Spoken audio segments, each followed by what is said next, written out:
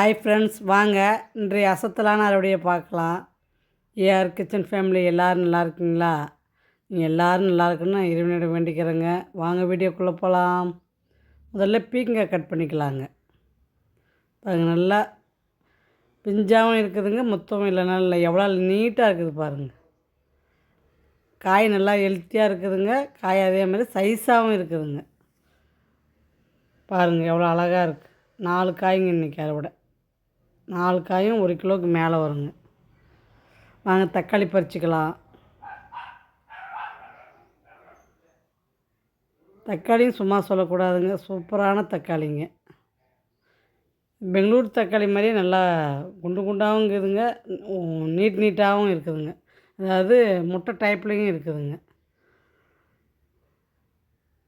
இது பாருங்கள், பல்ப்பு தக்காளி மாதிரி இருக்குது பாருங்கள். ஒவ்வொன்று பார்த்திங்கன்னா செரி டொமேட்டோ மாதிரி சின்னது சைஸில் இருக்குது பாருங்கள். இதெல்லாம் பார்த்திங்கன்னா செரி டொமேட்டோ மாதிரி சின்னதாக இருக்குதுங்க. செரி டொமேட்டோ தாங்க. சுஜா சிஸ்டர் வந்து கமெண்ட் கொடுத்துருக்கீங்க, செடிக்கு எறும்பு வராது காப்பாற்றுறதுக்கு என்ன பண்ணுறதுங்கன்னு சொல்லி கேட்டிருக்கீங்க. அது ஒன்றும் பண்ணுறதுக்கு இல்லைங்க. ஏன்னா நம்ம கத்தி செடி பவுட்ரு போட்டாலுமே ஒரு 3 நாளைக்கு தாங்க வராது இருக்குது. அதுக்கப்புறம் மறுபடியும் வந்துடுதுங்க. எறும்பால் செடிக்கு எந்த பாதிப்பும் இல்லை அப்படின்ற மாதிரி தெரிஞ்சுன்னா அது ஒன்றும் பண்ண தேவையில்லைங்க. அது பாட்டுன்னு அது இருக்கட்டும்னு விட்டுற வேண்டியதாங்க. அது நான் எதுவும் பண்ணுறதில்லைங்க. எறும்புக்குன்னு நான் ஸ்பெஷலாக எதுவும் பண்ணுறதில்லைங்க. ஏன்னா அது ஒரு வாரம் இருக்குங்க, அதுக்கப்புறம் அது காணாத அதுவே போயிடுதுங்க. அதனால் ஸ்பெஷலாக எதுவும் நான் எறும்புக்குன்னு நான் பண்ணுறதில்லைங்க. வாங்க கத்திரிக்காய் பறிச்சிக்கலாம். எப்படின்னு நான் சொல்கிறதுன்னா, ஒவ்வொரு செடிக்கும் ஒவ்வொரு சீசன் மாதிரிங்க அந்த எறும்பு. ஒவ்வொரு சமயம் பார்த்திங்கன்னா சீசன்னா எல்லா பேக்கிலையுமே எறும்பு இருக்குதுங்க. ஒவ்வொரு சீசனில் பார்த்திங்கன்னா பேக்கில் ஒரு எறும்பு கூட இருக்கிறது இல்லைங்க. அந்த மாதிரி அது ஒரு சீசனுக்கு வர எறும்பு தாங்க. அதுக்கெலாம் நம்ம ஒன்றும் கவலைப்பட வேண்டியது இல்லைங்க. எறும்பால் அந்த செடிக்கு பாதிப்பு இல்லை அப்படின்னா நம்ம ஒன்றும் கவலைப்பட தேவையில்லைங்க. எறும்பால் செடிக்கு பாதிப்பு இருக்குது அப்படின்னா எறும்புக்கு நம்ம வைத்தியம் பண்ணி தாங்க ஆகணும். அதுக்கு நான் என்ன பண்ணுவேன்னா, பேக்கை சுற்றியும் எறும்பு சாக் பீஸ் போட்டு விடுவோங்க.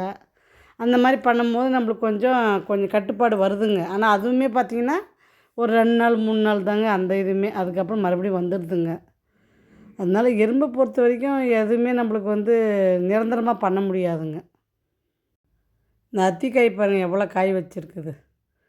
அத்திக்காயின்னும் போது ஒரு கமெண்ட்டு வந்திருக்குதுங்க. அத்திக்காய்க்கும் கமெண்ட் வந்திருக்கு. ஒரு சிஸ்டர் கமெண்ட்டு கொடுத்துருக்கீங்க, அத்திக்காய் எங்கே வாங்கினீங்கன்னு சொல்லி கேட்டிருக்கீங்க. அத்திக்காய் நர்சரியில் தான் சிஸ்டர் வாங்கினேன். ஆனால் நர்சரிலையுமே எல்லா நர்சரிலையுமே கிடைக்கிதுங்க. உங்களுக்கு பக்கத்தில் எந்த நர்சரியாவது இருந்தால் நீங்கள் போய்ட்டு வாங்கிக்கிங்க. ஆனால் அந்த நர்சரிலே பார்த்திங்கன்னா நிறைய அத்திப்பழம்லாம் நிறைய வெரைட்டி வந்திருக்குதுங்க. அதனால் பார்த்து பழத்தை சின்ன செடிலே வைக்கிற மாதிரி வாங்கிட்டு வந்துடுங்க. அப்படி வாங்கிட்டு வரும்போது உங்களுக்கு நிறைய பழம் உங்களால் பறிக்க முடியுங்க. அதிலே நாட்டு ரகம்னு சொல்லிட்டு ஒரு அத்தி இருக்குதுங்க. அந்த மாதிரி செடி இருக்கிற செடி வாங்க வேண்டாங்க. ஏன்னா அது பழம் கொடுக்க ஒரு வருஷத்துக்கு மேலே ஆகுதுங்க. இதுனா நம்மளுக்கு தொடர்ந்து பழம் கொடுத்துட்டே இருக்குங்க. அதனால் உங்களுக்கு இப்போ சாப்பிடணுன்னு விருப்பம் இருக்கிறதுனால சொல்கிறேங்க நான். நர்சரியில் பழத்தோடையே விற்கிதுங்க அத்திக்காய் செடி. அதை பார்த்து நீங்கள் வாங்கிட்டு வச்சுக்குங்க. இந்த 2 அத்திக்காய் மரமும் பாருங்கள் எவ்வளோ காய் வச்சுருக்கு. இது வச்சு பார்த்திங்கன்னா ஒரு 2.5 வருஷமே ஆகுதுங்க. அந்த சின்ன செடி பார்த்திங்கன்னா ஒரு வருஷத்துக்கு கிட்டத்தட்ட ஆகுதுங்க. அந்த மாதிரி 2 செடி வச்சுருக்குறேங்க.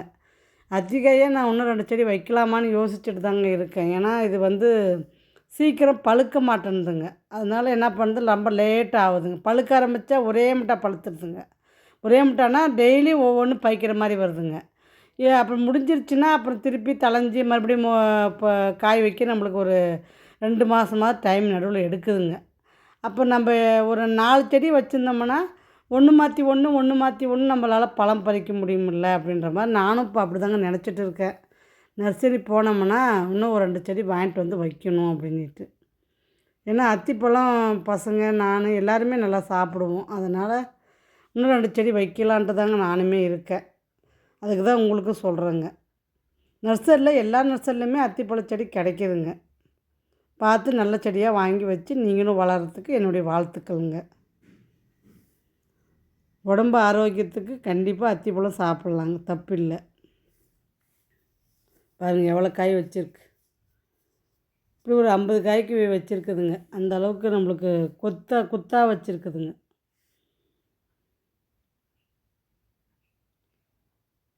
வாங்க அறுவடை பார்க்கலாம். தக்காளி பாருங்கள், 1 கிலோவுக்கு மேலேயே வருங்க. பழச்செடி அப்டேட் ஒன்று இருக்குதுங்க, அதையும் பார்த்துட்டு போங்க. பாருங்கள், பீக்கங்காய் 1½ கிலோவுக்கு மேலே வருங்க.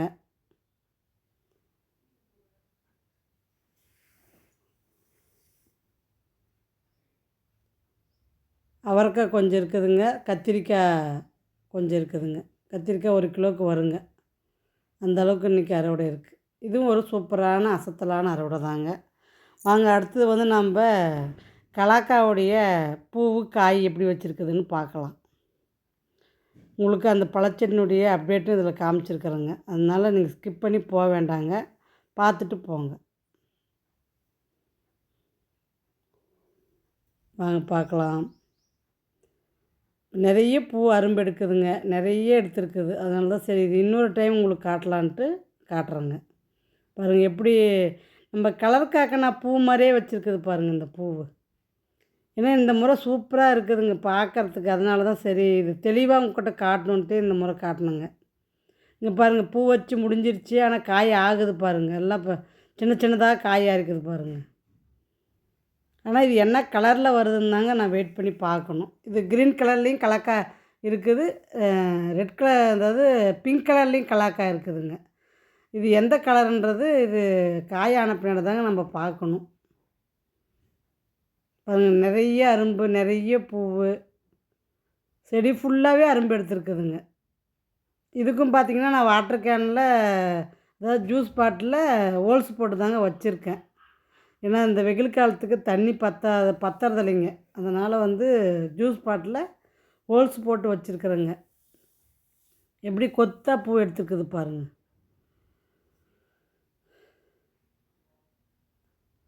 எல்லோரும் நல்லா கமெண்ட் கொடுத்துருந்தீங்க, அத்தனை பேருக்கு ரொம்ப ரொம்ப நன்றிங்க. இதே மாதிரி எல்லா வீடியோவுக்கும் நீங்கள் சப்போர்ட் கொடுக்கணுங்க. பாருங்கள் எவ்வளோ அழகாக இருக்குது செடி. என்ன ஒன்றுங்க, இதில் பார்த்து நம்ம கை வைக்க வேண்டியதாக இருக்குதுங்க. முள் பயங்கரமாக வீச்சாக இருக்குதுங்க. அது ஒன்று தாங்க இந்த செடியில் எனக்கு மைனஸாக இருக்குது. ஏன்னா பயங்கரமாக குத்துதுங்க, அப்படியே செடியை தொட்டோம்னாவே குத்து. அந்த அளவுக்கு முள் இருக்குதுங்க இதில். பார்த்து தான் பறிக்கணும், பார்த்து தான் தொடணும். இந்த செடி பொறுத்த வரைக்கும் பராமரிக்கிறதுக்கே ஒன்றும் வேலை கிடையாதுங்க. தண்ணி மட்டும் கொடுத்தோம்னா போதுங்க, வேறு எதுவுமே இதுக்கு தேவை கிடையாதுங்க. இது நல்லா காட்டு செடி மாதிரி நல்லா வளருதுங்க. இது காட்டு செடி மாதிரி தான் நினைக்கிறேங்க. இது அந்த அளவுக்கு அப்படி தான் வளருது. இது ஒரு வருஷ செடிங்க. இது ஆன்லைனில் வாங்கி வச்சது தான், ஒரு வருஷ செடிங்க. பார்த்து என்ஜாய் பண்ணுங்கள், சப்போர்ட் பண்ணுங்கள். பாய்.